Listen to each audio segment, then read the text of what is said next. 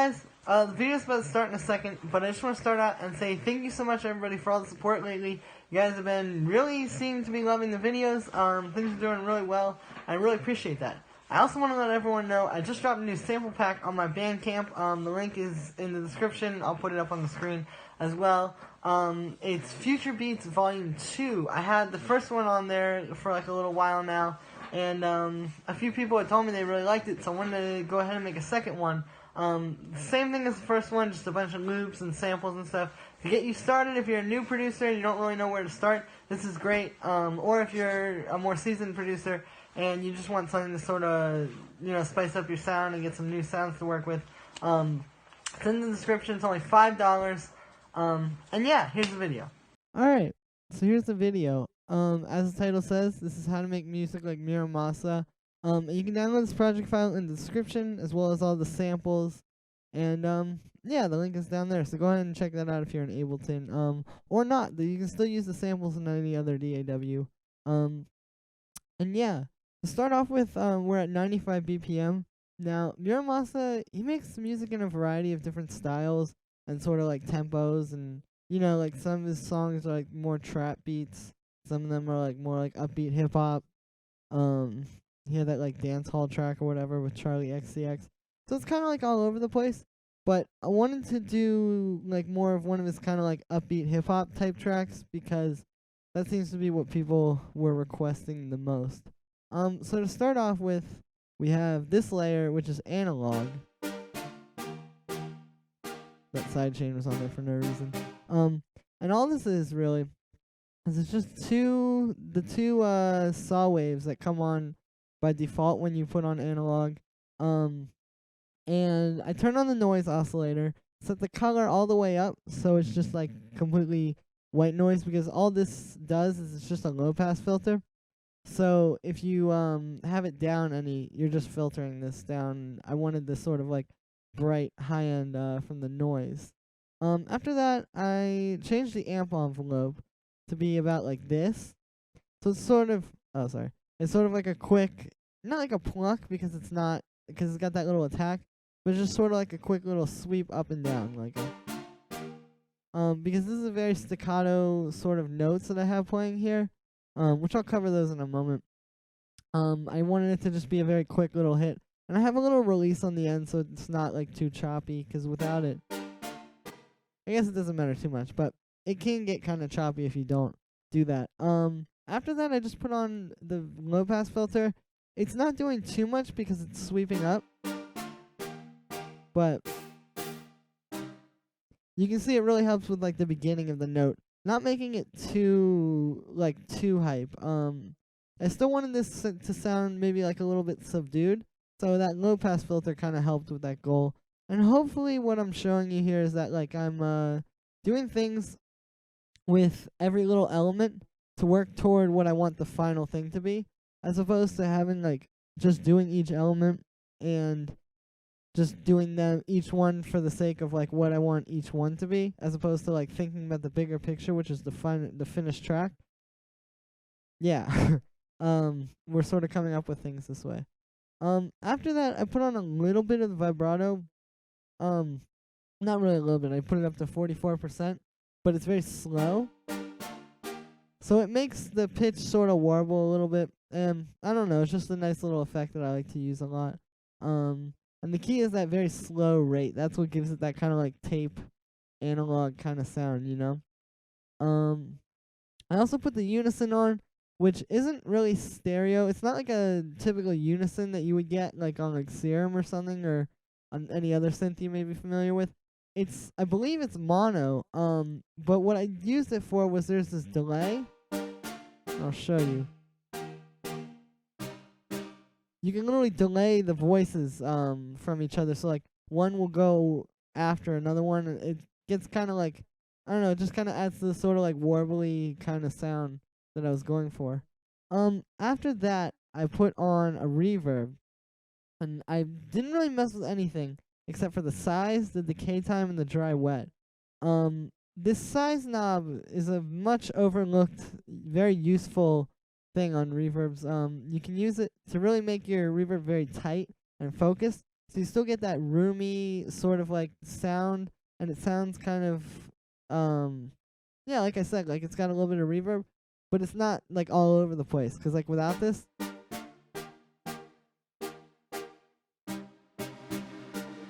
you know, it can get kind of messy. But you see with the size, it makes it sort of like tighter and more, like, think of it almost like a transient shaper. If you're familiar with like what a transient shaper is, it's essentially like that.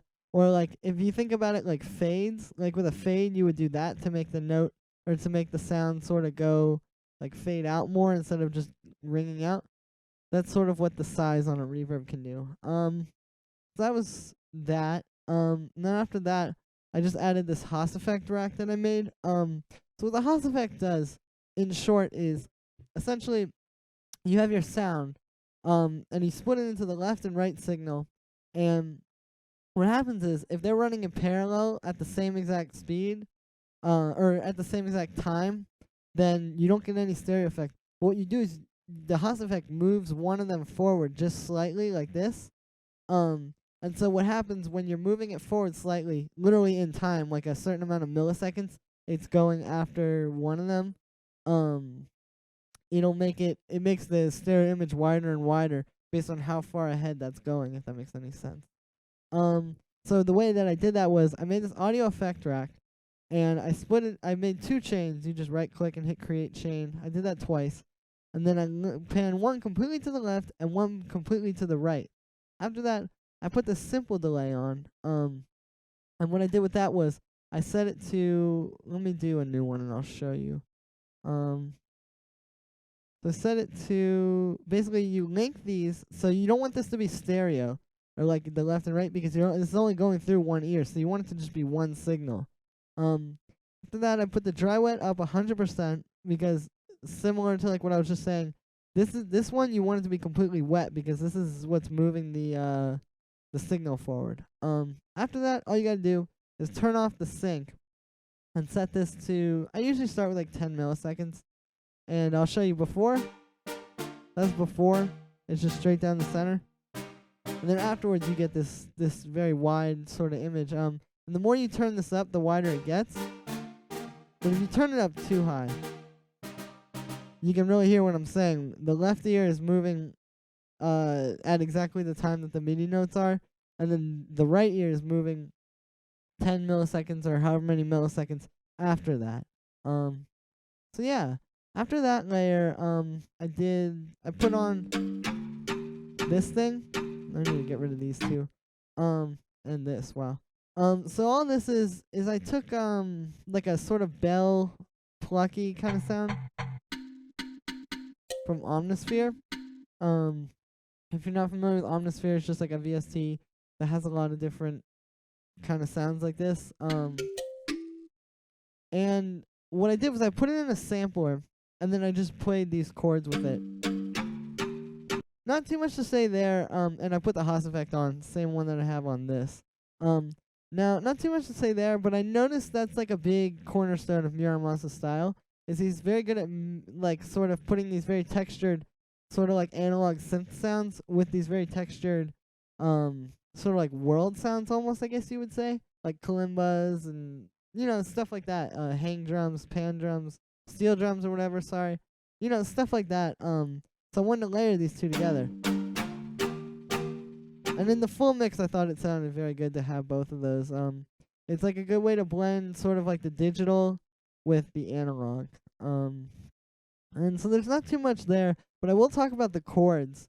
Essentially, these are all just standard major and minor chords, but I moved the middle notes up an octave.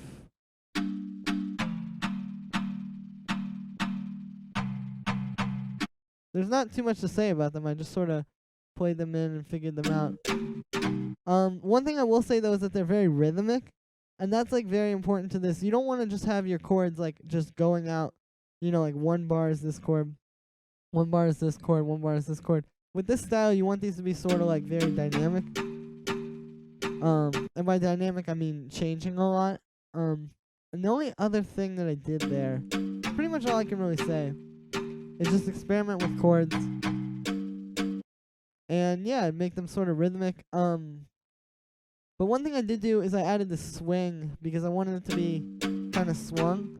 And the reason why I didn't just do it by hand, because if I wanted to, I could just go in and, just move all the 16th notes like that a little bit.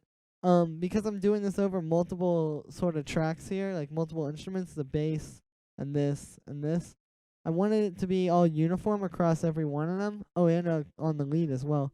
And so I just did it that way with the groove to make sure that it would be, like I said, uniform across all of these tracks. So after that I have the bass. And the bass, as far as the notes go, it's just the root notes from all the chords. And it's a very simple synth patch as well. It's analog, and I believe it's the same patch as this, as the lead or the main chords, because I wanted it to have the same envelopes, or at least the same filter envelope. But it's a square wave instead, and I turned off the unison. But it's the same. You see, it's the same amount of vibrato as on this one, and it's the same filter envelope. And then after that, I'll show you. I just added this little reverb. Same thing, very short size, very short decay time, and a little bit of dry wet. And it just gives it a little bit more of something. I guess like a little bit more space, I guess, yeah. And a bit more texture as well. It's not just that bass sound that's super dry and very obvious. It's kind of a little bit more creative. And it doesn't mess with the stereo image too much because this isn't like a super low sub bass. If this was like just a low sub sine bass, I would never put reverb on it. But in this case, it doesn't really matter. Because most of the like real subby frequencies are coming from the kick. And even so, this doesn't have like a whole lot of super subby frequencies. As far as the drums go, they're pretty simple. It's just this kick, sort of like a standard trap kick, but more of like a, I don't want to say EDM trap kick, like not like, the super like festival trap type of stuff. But when I say EDM trap, I mean more like future bass kind of kicks. Because obviously you could use like, like the Lex Luger kit drums or something, but those don't really hit hard enough for this. You want more of like one of these kind of like sounds. It's like those drums, like this. Or like this, or this, those drums, but a bit more, I guess like powerful, yeah. As far as the clap or like the snare goes, there's not too much to it. It's just a sample that I found that sounded good for this. It has like a sort of live feel. He seems to be a pretty big fan of using like, doing a good job of blending sort of like organic sounds with the more, I don't want to say digital sounds, but like electronic sounds. And this is a good example of this, like using the trap kick with the sort of live snare that still has an element of like electronicness to it and isn't just completely just like a recording of a drum kit, but it's definitely a little bit more live than say like a trap snare. And that also has just like this little thing going into it. That's just as part of the sample, but I thought it sounded good here. As far as the percussion loop, it's just this like tambourine loop that I found, and what I did was I put it on repitch mode because like Complex Pro and beats and tones and texture, they can kind of mess with your sample, like the transients and just generally how it's playing back. But repitch, if you're working with percussion loops, is perfect. Obviously it wouldn't work with like melodic loops because you don't want them to be pitched around. You want to be in control of the pitch. But when you're working with like percussion loops and stuff, it's the most pure way to play it back. It's the same thing as if I didn't have it warped at all, and I just moved the pitch knob to get it up to speed. So I just did that. But you can hear it had like that tom in there. So I just high passed it, so it's just the tambourine and a little bit of that sort of like clapping. Only thing other than that is the melody. And now what I did with that was, it's another thing that I bounced out from Omnisphere that was just like some live sound. And you can hear it's kind of like one of those sort of like, cutesy kind of like future bass type of sounds. And the idea here is I just played in this melody, or came up with this melody that is, like everything else, very rhythmic and very in sync not in sync, but like sort of in the same vein rhythmically as the other stuff, so it all works together, like I said. If you hear this with the chords.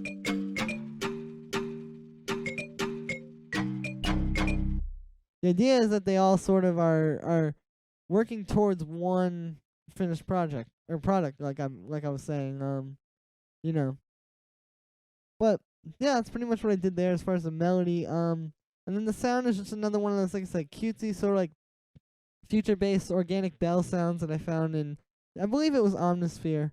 And if you don't have Omnisphere, there's a lot of other sources to get sounds like this. You know, you can get like sample packs. There's tons and tons. I mean, probably millions of gigabytes of or terabytes of sample packs with this kind of stuff on the internet. There's like freesound.org. I'll put that in the description, the link to that. There's a lot of places to get these kind of sounds. You don't have to just be using like